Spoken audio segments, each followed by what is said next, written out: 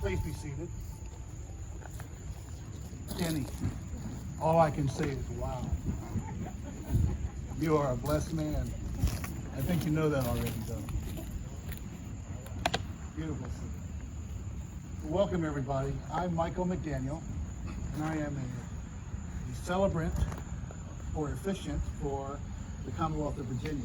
In Virginia, you just can't go down to the courthouse and get the judge to marry you like they used to and like you do in the movies. You have to have someone like me who's vetted through the court and the judge, etc. And I'm honored to be the guy to be able to do this for you too today. I've been marrying folks for about 15 years as a minister and off and on, and then for the last almost 5 for the Commonwealth of Virginia. You are my number 352nd wedding, but who's counting, right?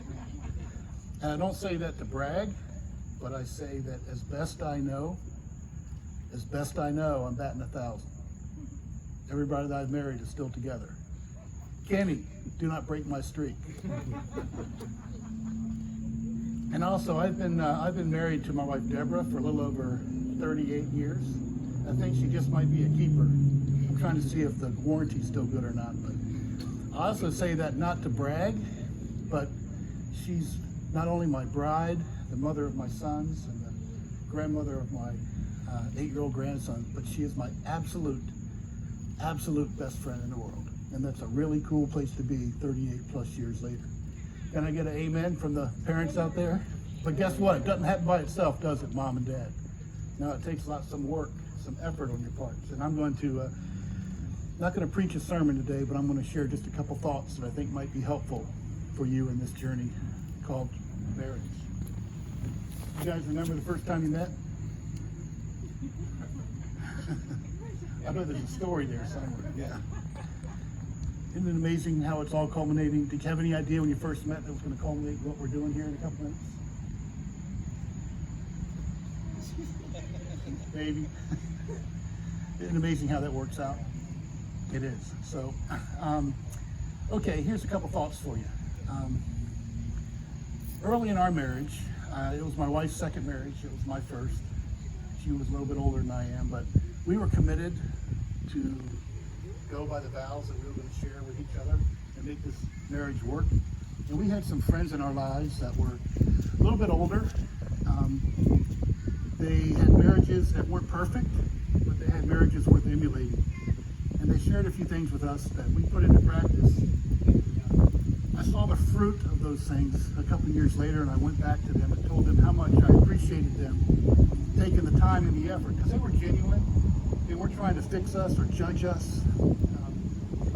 And I told them how much I appreciated it. They said, well, Michael, we love you guys, but you got to promise us you'll give it back to others one day. So, Sue, this is how I'm fulfilling my purpose. First of all, like I mentioned, Kenny, you have an absolute radiant bride to be. I mean, her eyes say it all. So your job, young man, if I may be so bold, is to make sure that radiance stays there. A year from now, a decade from now, 38 plus years from now. And that takes some effort and some intentionality on your part as you invest into her and cherish her and treat her as your queen, as your princess. And Sue, for you, with Kenny, the world's going to give him some bonuses and some encouragement and some recognition, but nothing like what you can do as his bride. Because as you become his best and foremost cheerleader, so he can become all the man that he was created to be. Because as you learn to love and to cherish each other, you're investing into a relationship. And I would take the word self out of your vocabulary.